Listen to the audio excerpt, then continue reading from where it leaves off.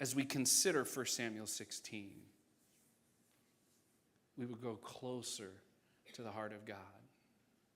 A heart that is overflowing, as we will see, with love. Overflowing with a kind of love that manifests itself in mind-blowing mercy. I mean mind-blowing mercy because as we come across 1 Samuel chapter 16, the previous 15 chapters have done a pretty good job of reminding us that the people of God at this time, the vast majority of them, not every single one, but the vast majority of them, did not deserve God's mercy. The vast majority of them had rejected him for the sake of doing whatever they wanted.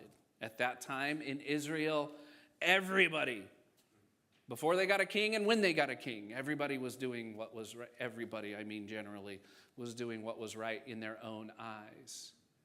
Might I add, to their own demise. And yet, in the midst of it, as we make our way through 1 Samuel chapter 16, it is my estimation that we should be blown away by the mercy of God. And not in a judgmental sense. You know what I mean? That good old-fashioned Christian judgmental sense that stands back from a historical distance and says, how could those people? You know what I mean? I'm talking about blown away by the mercy of God in a personal sense, to where we allow his word to engage us in a way that at the end of the service, we are all blown away by the mercy of God that we receive because of the Son of God. I think we're going to see it, and it's unique, and it's good, and the characteristics of it at one turn or another might be a little bit challenging, but it's good to be challenged. Yes and amen. So to that end, would you mind praying with me? Father, we love you, and we need your help. In Jesus' name, help us to be where you are and nearer to your heart. Amen? 1 Samuel chapter 16, it's a transition in the history of God's people. As a monarchy goes, they're moving from one king to the next. It's a transition, just so everybody knows, it's going to take about a decade. From the time that David is revealed, as we will see in this chapter, to the point when David unites his people and takes the throne, it will be more than a decade. But the transition is happening because Saul has been rejected by the Lord. He's been rejected by the Lord from a human perspective because we see that he lived a lifestyle of doing what was right in his own eyes, just like everybody else around him. Saul is rejected, but David is revealed in this transitional chapter. And David's revealed even before, you can note 1 Samuel chapter 13, verse 14. David is revealed as a man after God's own heart. A man after God's own heart. We will see in this chapter, he's revealed as one whose heart God knows and uses, believes in, has purposed. Now, I think, and I mentioned this first service, I think it is okay, even as we discover God's word, I think it's okay for the preaching to be inspirational. Yes? I think we should be moved by God's word, right? I think it's okay for, as we come to God's word and we look at it, I think it's okay for it to be spontaneous. You okay with that? And we'll just trust that maybe those moments will happen. Maybe they won't. Who knows?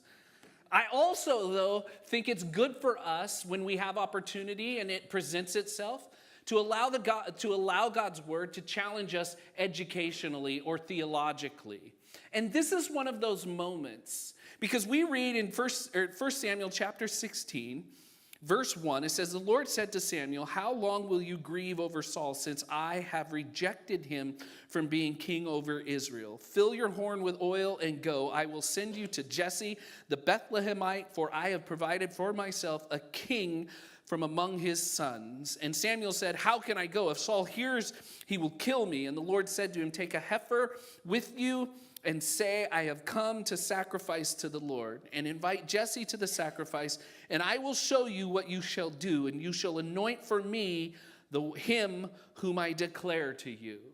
So at the outset of 1 Samuel chapter 16, Samuel gets instructions that based on God's rejection of Saul, he gets instructions to go and recognize the new king that God reveals, to anoint him. I think theologically we have to think through some things, because it has been said, or critics of the Bible or critics of God himself will say, that how can we trust in a God who makes mistakes and changes his mind? So it's important for us to theologically understand that that is not what is happening here. And I share with you some educational information. The rejection of Saul did not force the Lord to a new course of action as if he had made some sort of mistake. Rather, God's action followed his omniscient, that is, all-knowing plan in such a way as to use Saul's disobedience as the human occasion for implementing his higher plan. God had permitted the people to have the king of their choice. Now that king and their mistake in choosing him had been clearly manifested,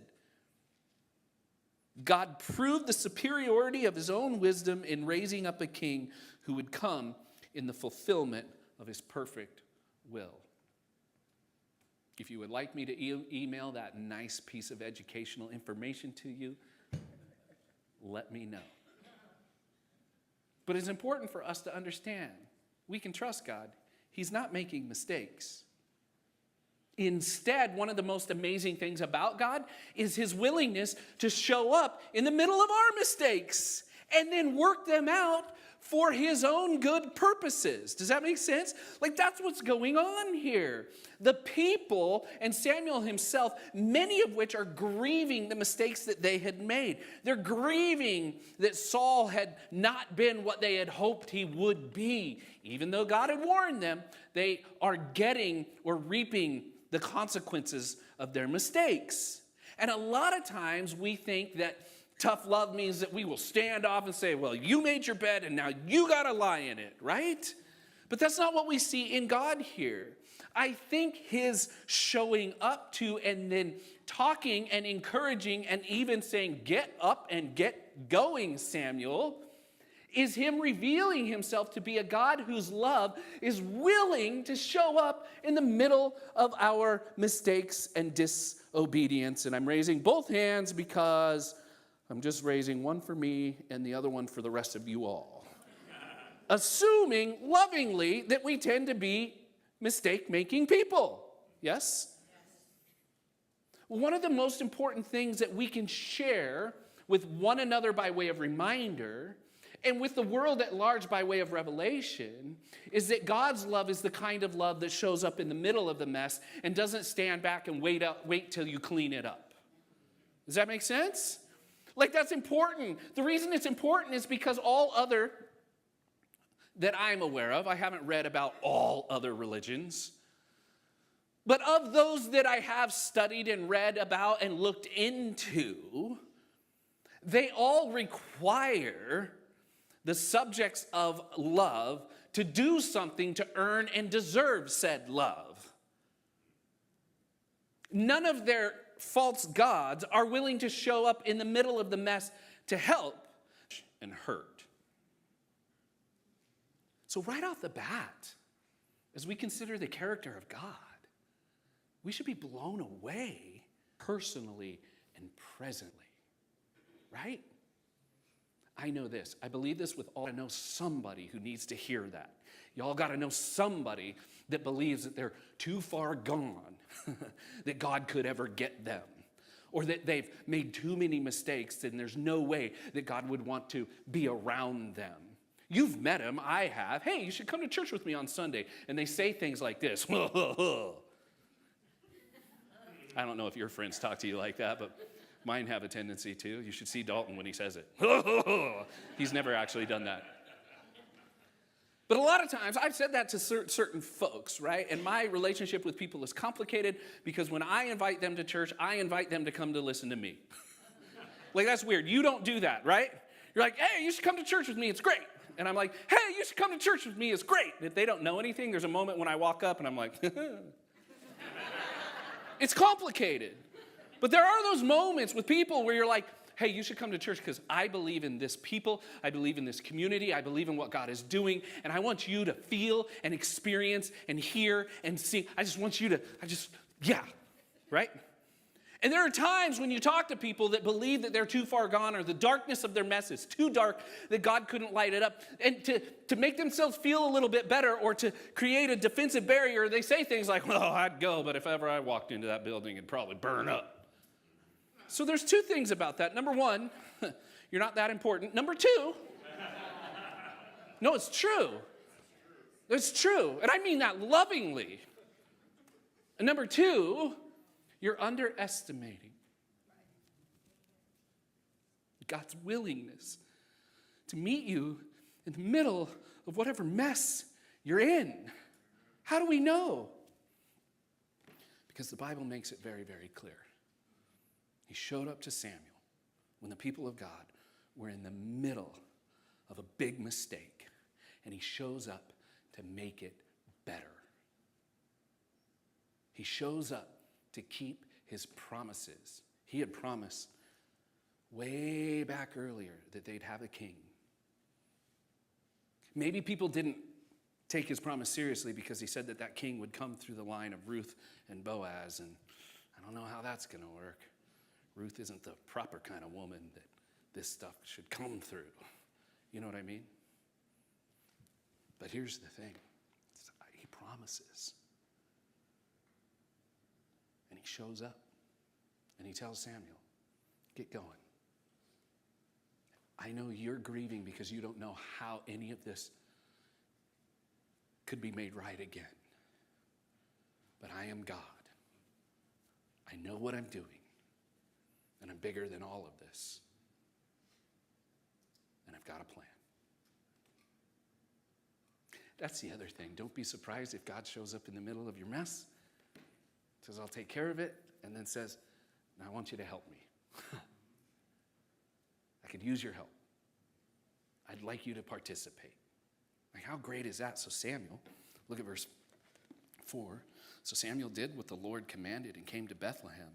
And the elders of the city came to meet him, trembling, and said, do you come peaceably? And he said, peaceably I have come to sacrifice to the Lord. Consecrate yourselves and come with me to the sacrifice. And he consecrated Jesse and his sons and invited them to the sacrifice.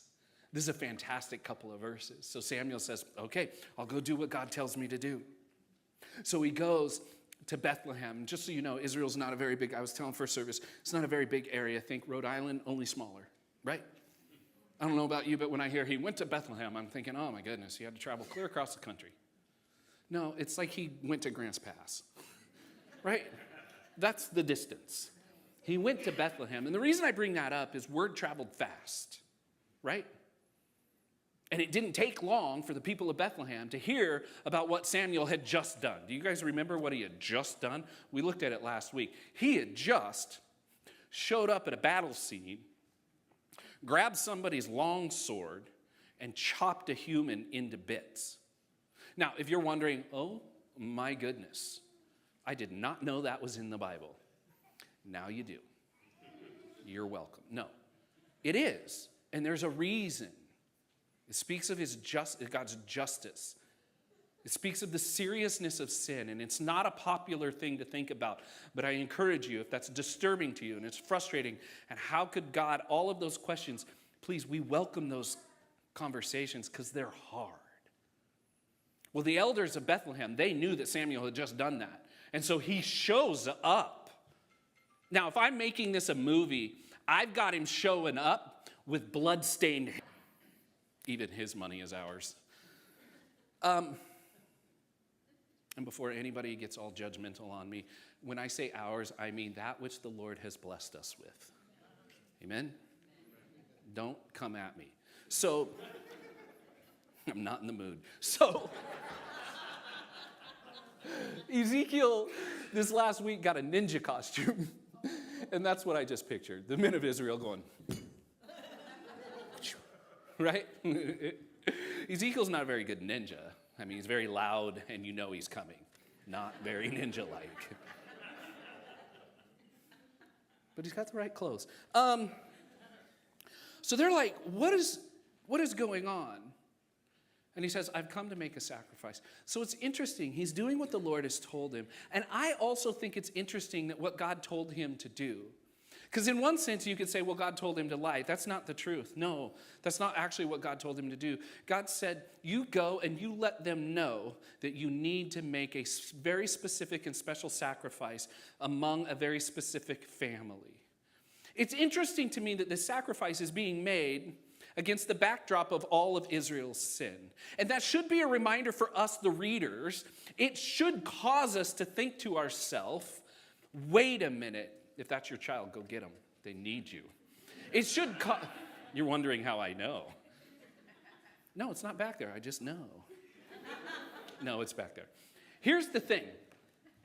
It should cause us to remember that God will not turn a blind eye to sin. Sacrifice must be made. He just won't. Against the backdrop of all of Israel's sin, while God is in the middle of their mess, working all things together for his good and perfect will and plans, a sacrifice is made.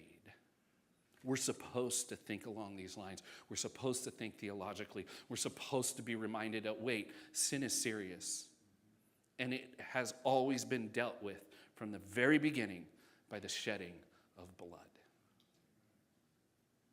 So what's interesting is if we're thinking about, well, wait a minute, I just want to be near your heart, God? Then what is this telling? Well, it's telling us he is a God who does take sin seriously and is willing to pay the price for that sin, make the sacrifice for that sin that we were never or could never make ourselves. Because the Bible tells us that God so loved the world that he gave his only begotten Son.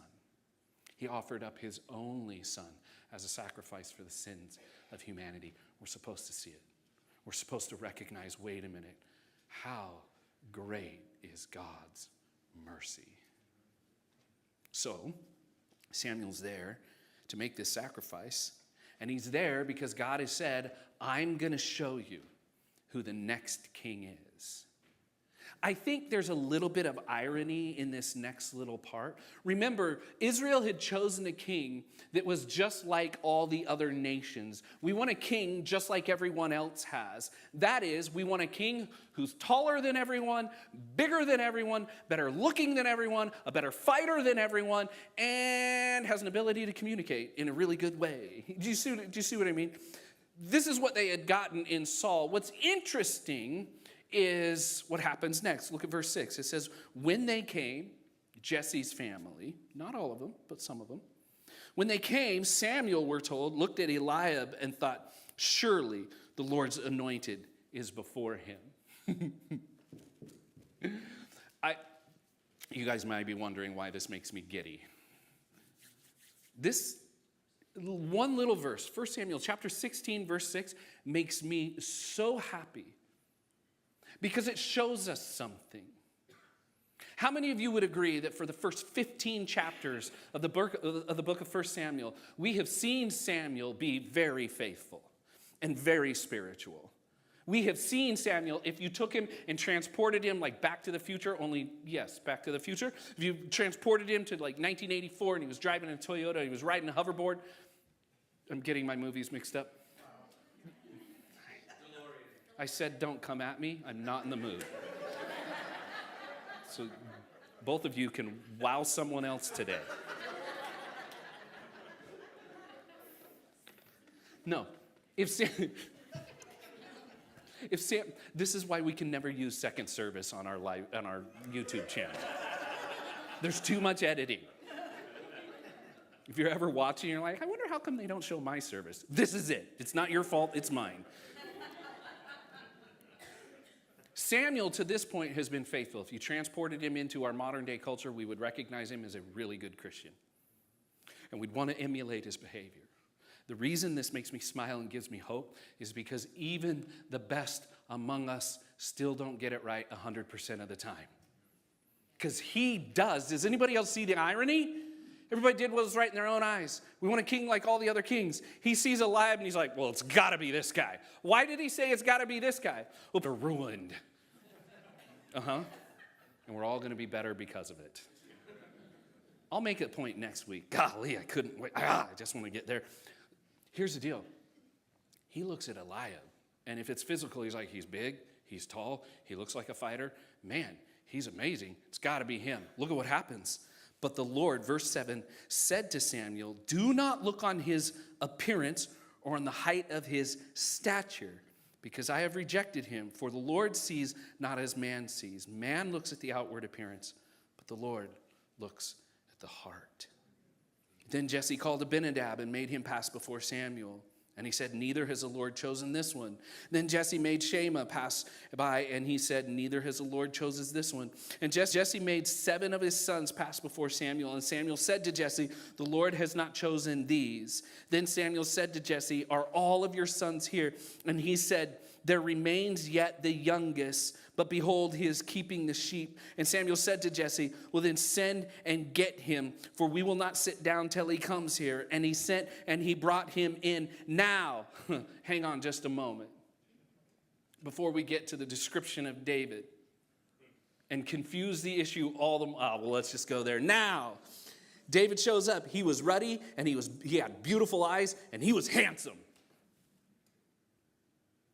Didn't the Lord just tell Samuel, man looks at the outward appearance, but the Lord looks at the heart? And then Samuel, what's the first thing that he tells us about David?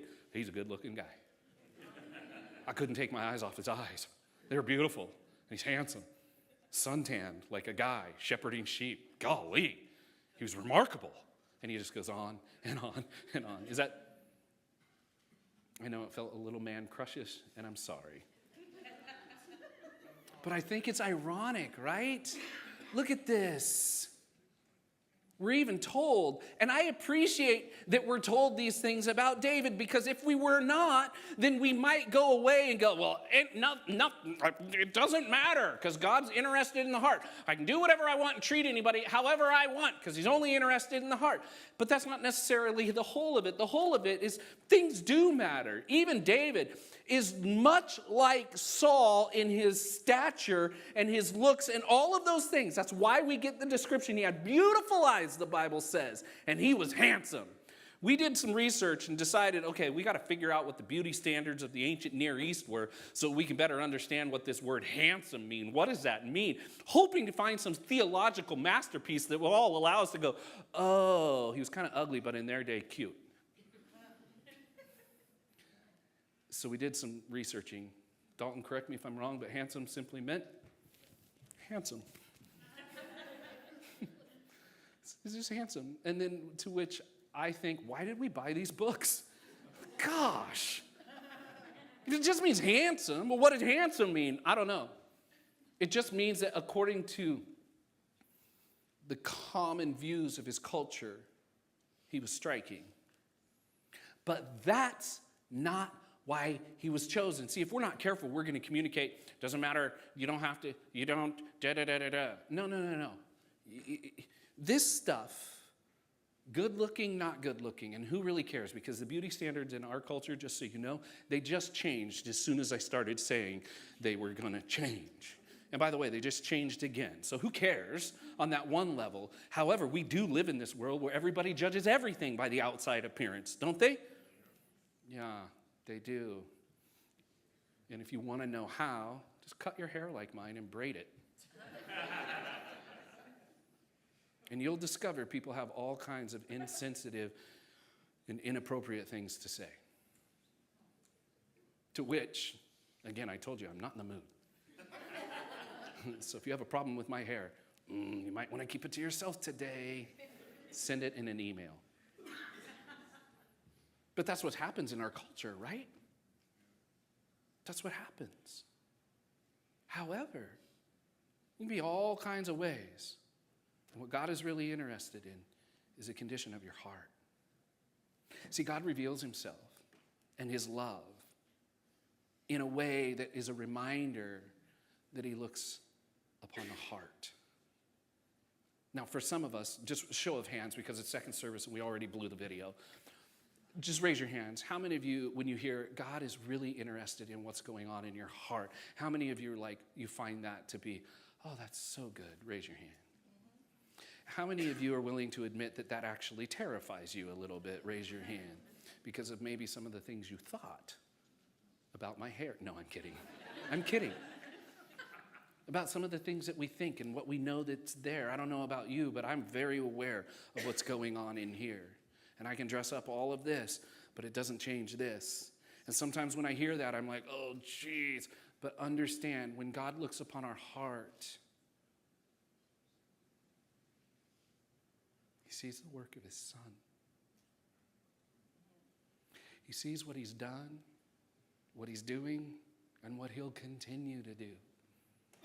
We tend to see only our faults. God sees our heart through our faith. Our faith that has said, I believe that Jesus Christ lived and died and rose again and shed his blood so that all of my sins and the blackness of my heart could be washed away and it could be made new. That should be super freeing to us. Freeing in that we would be a people who respond to him with more openness and honesty because of what he is doing and who he is and what he has done. It should also, on a practical level, help us with one another. Help us with one another. Just free, you're not raising your hand. Okay, I'll take one for the team. I have. I judge all of you all the time. All of you. And then I have to remind myself, my fashion sense is not your fashion sense. You can wear whatever you want. It's fine. But we tend to do this, don't we? We tend to look at people. Maybe it's not here, but out there. We tend to look at people and make snap judgments based on what's going on without even considering their heart. And I'm not even suggesting that their heart is like good and Christian. I'm just suggesting that sometimes we make snap judgments and we make people enemies based on the outward appearance without even considering what has happened in their heart that's brought them to that place. Everybody's got a story, and every single one of those stories has brought about experiences that affect people's insides, good, bad, and ugly. And sometimes the very people that we make ugly judgments about because we don't like the ugliness that they're presenting, sometimes because we don't consider their heart, we forget that their heart has been hurt by one hard thing after another. How do I know that's true? I know it's true because that's your story and it's mine. So far be it from us to treat others in a different way than God treats us. Now, don't get me wrong. Some outside appearances can be disturbing. I'm not talking about fashion or hairstyles. I'm just talking about sometimes people's sins come before them. Before we make those snap judgments and push them away, maybe we would ask the Lord to show us their heart and bring them near so that he can do something to help them. This is Christianity. It's in the Bible. All you got to do is read it, live it, trust God for it. So David shows up. It says that Samuel said to him, arise, or the Lord said to Samuel, arise and anoint him, for this is he. Then Samuel took the horn of oil and anointed him in the midst of his brothers, and the Spirit of the Lord rushed upon David from that day forward, and Samuel rose up and went to Ramah.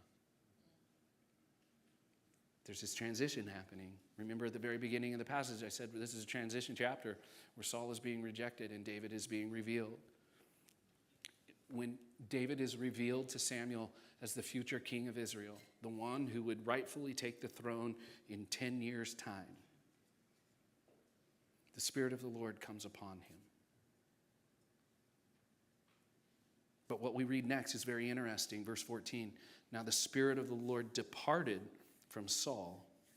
Do you guys see that? We're supposed to read those things together. Our Bibles usually break those paragraphs, but remember the original manuscripts didn't break. You would just read it all together. And you would continue reading that just as the Spirit of the Lord came upon David, it left Saul. It gets even more disturbing. Now the Spirit of the Lord, verse 14, departed from Saul, and a harmful spirit from the Lord tormented him. And Saul's servant said to him, behold, now a harmful spirit from God is tormenting you. Let our Lord now command your servants who are before you to seek out a man who is skillful in playing the lyre. And when the harmful spirit from God comes upon you, he will play it, and you will be well. Just so you know, these are not verses that we're just supposed to gloss over. These verses are supposed to grab our attention a little bit. And we're supposed to ask ourselves, wait a minute, did I just read that a harmful spirit from God was sent to torment Saul? Yes. Yes. And let me suggest that we're supposed to go beyond an immature statement that says, well, we just got to trust God. I think that statement is supposed to have some weight to it. Because this is supposed to show us something about God. It's supposed to show us the depth of his love and mercy. The depth of his love and mercy. But before we get to a place where maybe we can appreciate the depth of it, we have to understand what he did. So practically speaking, in case anybody is unsure or maybe wanting to read something else, it's very clear. God, being God, commands an evil spirit to go and torment one of his children. And we are asked to be okay with it. And I don't know about you, but that is a very difficult proposition to wrap my head around. Amen? Like, that's tough. It's supposed to be tough. Well, what are we supposed to learn from it? Are we supposed to, parse it out so we can go, well, if it gets this bad, then that's okay? No. Because in doing so, we're just playing a comparison game. And when we're comparing sins, from our perspective, there's big differences. But from heaven's perspective, there's no differences. Do you see what I mean? Or if there are, they're just super tiny little differences. So what are we supposed to do? I think these verses here are supposed to challenge us to have a bigger and better view of God and his holiness. We just sang, holy, holy. That's not how we sang it. How did we sing it?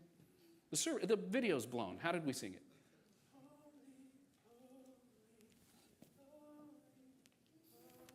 How many of you would like a little more confidence from Dalton? Sorry, this is what happens when you sit in the front row. We're supposed to have a bigger and better understanding of God's character. In this case, his holiness. In this case, his divinity. In this case, his omnipotence. In this case, his omniscience. In this case, who he is by definition as God. Because if we don't allow God to do whatever he wants, then he's not God. But by definition, he is God. So when he does whatever he wants, he does so perfectly, even if it scrambles our little pea brains a little bit. And notice I said ours, not just yours. Right? Like, this challenges us to believe in a God who can and will use any part of his creation to bring about his desires. During first service, I encourage people to understand that one of the best, the best commentary on the Bible is the Bible. So in order to properly understand this Old Testament weird couple of verses that are like, wait a minute, did it just say that God said to a demonic spirit, now go and torture him? Yes. But we have to understand that the best way to understand it is to look at the whole of Scripture. And if you do that, you'll come across 1 Corinthians chapter 5. You'll come across 1 Timothy chapter 1. And in those two instances in the New Testament, I'm talking about after Jesus died and rose again, went to heaven, established his church. In the New Testament, the Apostle Paul, when asked about church discipline, specifically surrounding individuals in the church who refuse to repent from their sin, who refuse, even though they've been told that behavior is unbecoming of a Christian, who refuse and say, I don't care what you say, I don't think it's wrong, I'm going to keep doing what I'm doing.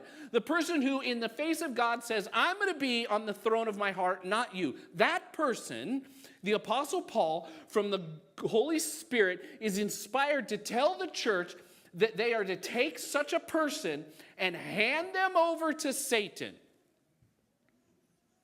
for the buffeting of their soul, for the purpose of restoration. Are you with me?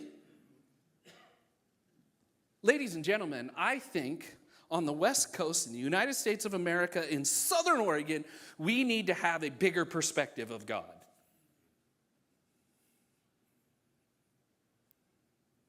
He's bigger than our understandings. He's bigger than our neighborhoods. He's bigger than our politics. He's bigger than our country itself. He's bigger than it all. And what's important to him is the souls of sinners. So important that he'll go to great lengths to grab their attention so that they might repent. Sadly, we will see over the next 10 years, Saul will struggle with that, and ultimately, to his own demise, he won't. But it doesn't change the purpose and the heart of God. That his love and mercy is such that he'll go to great lengths to get our attention. In both 1 Corinthians chapter 5 and 1 Timothy chapter 1, the handing over for the buffeting of one's soul is for the purpose of their return and their restoration. Jesus himself told stories about it. Do you remember this? He told a story about a father who had a couple of sons, and one of the sons demanded his inheritance too soon. And he took that inheritance and he went out, and the Bible tells us, and I love this phrase, he squandered it on wild and loose living. And I dare you to go home and try to say, squander, wild, loose living, and not move like that. And what did that son get? He got exactly what he wanted, which was to be far away from the father, doing whatever he wanted to do. He was, in a sense, the father, in giving him the inheritance, in a sense, handed him over to the world. And when he had had his fill, when it had become too much, when he was up to his eyeballs and his ears in pig slop. By the way, he's not supposed to be around pigs. When he's up to his eyeballs and his ears in the pig slop, he comes to an end of himself and he says, oh my gosh, this is not what I was created for. My life was not supposed to end here. I was made for something so much more. And at that point, he turns and he starts making his way back home. And Jesus, in telling the story, makes sure that his hearers understand that when the father in the story, who's supposed to represent God, when the father in the story sees the son coming from far off, we're supposed to understand he's been looking for a long time. We're supposed to understand he didn't write him off. We're supposed to understand he still wants him back. We're supposed to understand he still has great love for this son who was lost. You with me? But Jesus goes to great lengths for us to make sure that we also understand that when the father saw the son from far off, he ran to him. He ran to him. I don't know if I'd be like that. I don't know if I would. Go and squander my wealth and loose and wild living. I would stand like this. I'm glad you're home. There's a little bit of hell to pay. And if you don't like that word, I'm really sorry. It is in the Bible.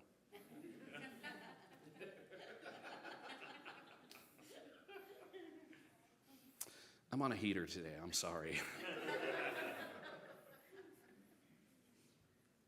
But that's not what the father in the story does. He runs. And when he gets face to face with his son, he gives him a big hug. Probably the most meaningful hug that son had ever had. It's the kind of hug that says, I've never stopped loving you. It's the kind of hug that says, I'm glad you're back. It's the kind of hug that doesn't go through a checklist of the crappy things that you did. It's the kind of hug that just says, I love you. But what about everything I did? There's a sacrifice being made. I just love you. But will it ever be the same? Yeah, here, put my ring on your finger. You still have all the authorities and rights of sonship. Well, what do we do now? Let's go back to the house and celebrate with our family. That's why God would do this.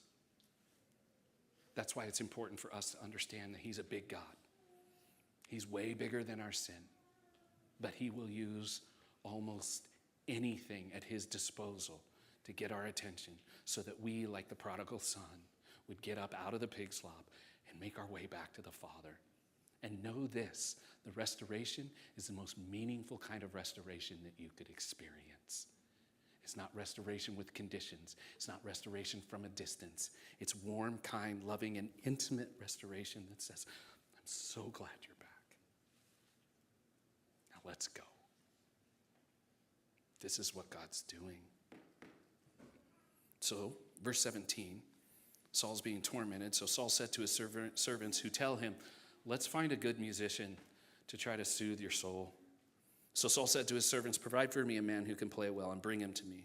And one of the young men answered, behold, I have seen a son of Jesse the Bethlehemite, which, by the way, we all know is David, who is skillful in playing. He's a man of valor, a man of war, prudent in speech, and a man of good presence, and the Lord is with him. I think this is interesting because essentially we have just seen in one chapter David, the future king of Israel, go from this nobody knew he was around guy working in his father's field. We've just seen him moved into the king's court, a place that he would rightfully take as his own from God. And he's placed there as the right man at the right place in the right time for the right purposes. He's placed there, check it, he's placed there as a gracious gift from God so that Saul's soul could be soothed and maybe he would repent. Saul is placed there. Now, before Samuel told us, David was really good looking and I couldn't take my eyes off his eyes. This time we're told outwardly descriptions that speak of an inward reality. He plays music really well. He's artistic. God's done something in his heart and gifted him in such a way that he's creative. He's a man of valor. He's brave and he's courageous. David himself will say, I've hunted down lions and bears. And I grabbed him by the hair and I beat him to death. We'll see it next week. He's a man of war. He's well-spoken. This transition, we're supposed to see that when David came in from the field, he was like all the other guys, a good-looking guy. God himself has told us, he may look like he's like all the other guys, but he's not. He's a man after my own heart. What's that look like? Here's what it looks like. It looks like the perfect person in the perfect place at the perfect time to accomplish God's perfect purposes and plans. And this is what the merciful love of God can do. So David shows up. Verse 19. So therefore, Saul sent messengers to Jesse and said, send me David, your son, who was with the sheep. And Jesse took a donkey laden with bread and a skin of wine and a young goat and sent them by David his son to Saul. And David came to Saul and entered his service. And Saul loved him greatly, and he became his armor bearer. And Saul sent to Jesse, saying, let David remain here in my service, for he has found favor in my sight. And whenever the harmful spirit of God was upon Saul, David took the lyre and played it with his hand, so that Saul was refreshed and was well, and the harmful spirit departed from him. In all of the ways David was gifted, he became a gift to somebody else who was struggling. Why? Because according to verse 18, the Lord was